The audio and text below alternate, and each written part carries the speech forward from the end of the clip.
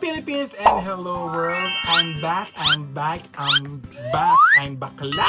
A day in my life po tayo ngayon. Bali, pupunta po ako ng QC dahil may tipi kami ng showbiz update. Minsan talaga magastos pagka lumuluwas ako ng nakakotse. Siyempre, toll gate, gasolina, nagbabayad din ako sa driver dahil alam niyo naman hindi ako maalam mag-drive. Kaya minsan nagbabas ako para makatipid-tipid. Minsan, so ngayon, may shoot po kami ngayon. Luluwas po ako. So para hindi po sayang yung aking luwas, ang ginagawa ko po para hindi sayang yung aking luwas sa Maynila, lahat ng mga sponsors ko, sponsors, pinupuntahan ko ang aking mahal na mahal ako ng mga sponsors. Kaya kasamahan niyo ako na i-pamper ang sarili. Kaya, let's go!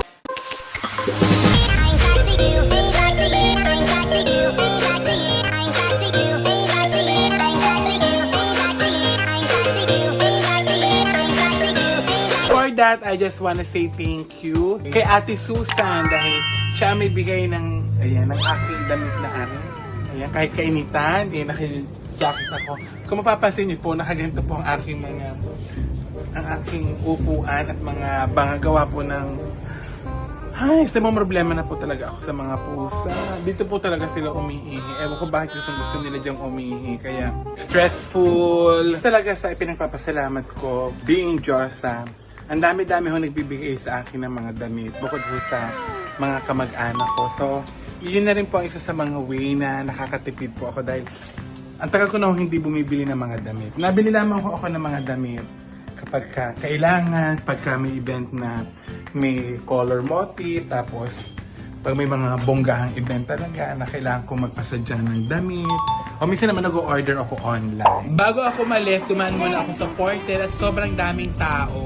At dahil ayaw ko kang malate sa mga commitment ko, sa mga sponsors ko, di na lamang ako kumain sa sasakyan. Tinake out ko na ang pagkain sa porter. At nang mabusog ang Diyosa, ayan na, inaantok na. Sign na kaya ito na mataas ang sugar? O talagang antukin ang Diyosa? Andin na ho kami sa QC. At ang first stop na pupuntahan natin ay ang Gorgeous Smile by Dr. JC Solis. Ari ang ngipin ko ngayon. May ginagawa sila sa akin, yung nilay-laser ang ngipin para malinis na malinis. Kaso ang tagal po noon, parang 3 session. Hindi ko kinakaya dahil parang ako yung nangangawit. Hindi ko alam kung anong meron sa sarili ko. Bakit ang arte-arte ko? So ngayon ho ay whitening and cleaning muna tayo. Kung kayo ho ay naghahanap ng magaling na dentista, ay nako, punta lamang po kayo sa page ng Gorgeous Smile by Dr. JC Solis. Ay nako, napakababait, napakamaasikaso, napakalalambing. Nako, ang galing mag-alaga. At bagong-bago ang kanilang mga kagamitan at ang bango-bango. Sa bagay, ako lang naman ang mabaho talaga. Alam mo nga sinabi mo sa akin, flashing. Ano?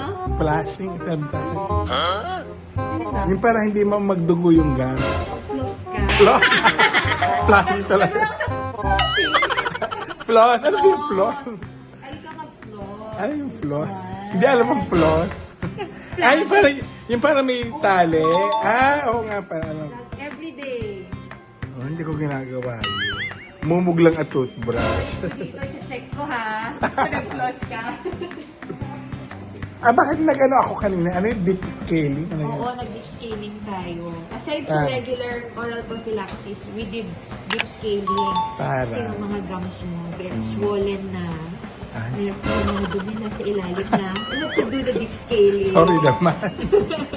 Ay, naman. Very love namin si Josie Yan, dito. thank you po. Okay.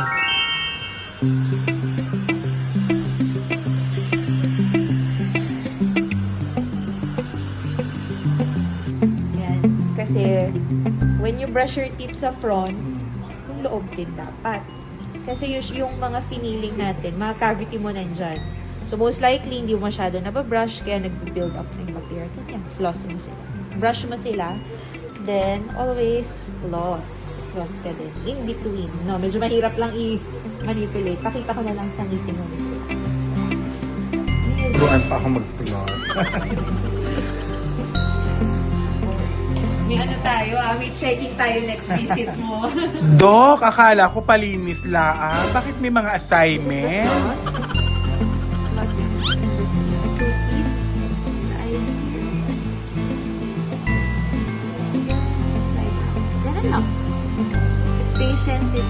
you. Wait, back now.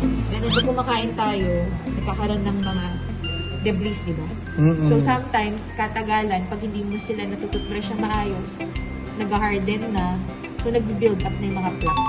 Very important din mag-floss. Ano ba yung panahilan ba yan? Sinulid lang ba yan? Ano siya, may material, mukha siyang sinulid, pero ibang material siya.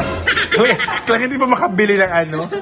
Bawal yung sinulid, masama sa gums mo. Mukha lang siya ng sinulid. Okay. Yes. Oral B po ang Or brand. kahit anong brand, sige. basta, Tingin tayo kung saan. kahit anong brand, basta dental floss. Yes, thank you po. Any concerns, Jose, any questions? Wala naman po. Okay. Parang ang linis ng ngipin ko. Nilinis na ng bonggang-bongga. Yeah, parang ang linis na ng pagkatao ko. Kasi walang pagkatao niya, Luis. Yeah. Parang feeling ko may hahalik na sa akin. Meron ba today? Kaya nga walang kumahalik yata sa akin. Magkakaroon na. Yes, thank you po. Yan, after nga po ng aking cleaning sa Gorgeous Smile. Kita niyo naman kung gaano kalinis. Ayan, nandito naman ako ngayon sa SM North EDSA dahil nandito yung branch ng Ideal Vision. Hello po. Yan, ang Ideal Vision. Tingnan natin yung grado ng aking mata. Kung okay pa ba siya. Kung okay pa ang aking mata. Baka mamaya nagbabago na. Hindi ko alam. Pero alam ko nagbago na siya. Sobrang daming tao lagi din sa Ideal Vision sa SM North EDSA, pero dahil napakababait at napakagagaling na mga staff dito, lahat naman po ay na-entertain. Hindi nawawala ng tao talaga dito, labas-masok ang mga customer. So ibig sabihin, maraming Pilipino po talaga ang naniniwala sa galing ng Ideal Vision. Okay pa naman yung mata ko. Yung mata ko okay pa, pero marami na akong wrinkles. Another examination. May nagbago ba? Kung may nagbago ka sa akin, paningin, tignan ng mga gamit nila dito sa Ideal. One of the saddest part ng buhay ko ay yung ma-discover ko na lumalabo na ho ang aking mata. Hindi na ako yung katulad ng dati na inuutosan ng nanay ko na isuot yung sinulid sa karayom. Na kahit pala kumain ako ng kalabasa, talagang darating sa buhay natin na lalabo talaga ang ating mga paningin kahit ano pang alaga natin dito. Lalo na at prone tayo sa paggamit ng mga gadgets. We are stressed by people around the world and millions of people choose to work. Basa ko pa din.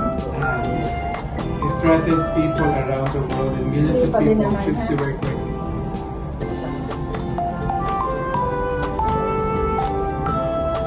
It was Mas malinaw or parehas ng halos? Mas malinaw ng konti. Ito pwede pa rin mabasa. Ano ba ba? Yun pa rin. Mabasa yung pang malayo mo.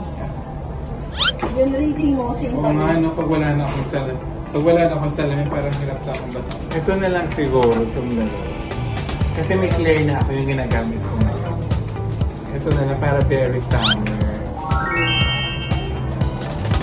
Ito naman sa... Dito na, dito tayo. Thank you po, ate. Thank you, Ideal Vision. Sa totoo lang, sobrang laki ng tulong nito sa aking mata dahil dumaranas na nga po ako ng pagkalabo at nagkakaroon na rin po ako ng astigmatism. At dahil nandini na nga din lang naman ako sa SM at bihira lang naman po talaga merong ramen, kaya ginarab ko na ang opportunity na mag-ramen kahit po busog na busog ako nung araw na iyon dahil nga po ang dami kong nakaing kare-kare sa Porte. Punta naman tayo sa Pagupitan. Dahil mahaba ng aking buko, yan at medyo ito lang aking panotcha. Marami ng protesto. Magpapaayos tayo. So, nandito po tayo ngayon sa Headway Vera Salon kung saan sila po ang nag-aalaga ng aking buhok. Nag-aalaga! Ayan, buti pa ang Headway Vera Salon. Inaalagaan ako. Yes! Opo, dito po ako nagpapagupit. At the same time, nagpapatina ng buhok dahil nga po marami na akong puti. At minsan nakikita na yung aking pagkapanat dahil nag-hair fall na ako, hair loss. Diyos ko, minsan naiiyak na lang ako dahil nararamdaman ko na po talaga ang sign of aging. Ayan, ang pogi na. Reset! So ayan, nandito na po kami sa bahay ni Tito Ogie. At yung bahay niya parang studio na rin dahil ayan, dito kami nag-shoot ng aming showbiz update. And syempre kasama ko si Mama Lai na busy. Wala ako dito. Ano ka ba? Uy, ako ba? Ayan na. Diyos ko, parang naka-mock up ka na. Gandang ending. Parang may makeup na siya pero wala pang makeup. Yan yata talaga nagagawa ng Andy Skin. So, ayan po. Waiting po kami kay Tito Ogie para makapag-shoot na kami ng aming showbiz app. Ayan! Dumating na si Tito Ogie. Hi, Tito Ogie na payat din. Ganyan lamang po ang mga equipment namin kapag ka nag-shoot kami. And after nga po namin mag-shoot, ayan, diretso uwi na rin po ako sa amin sa Batangas. Thank you, Lord, dahil lagi po akong safe at hindi mo po ako pinababayaan kapag ka umuwi. That's for all, guys. Thank you. Bye-bye.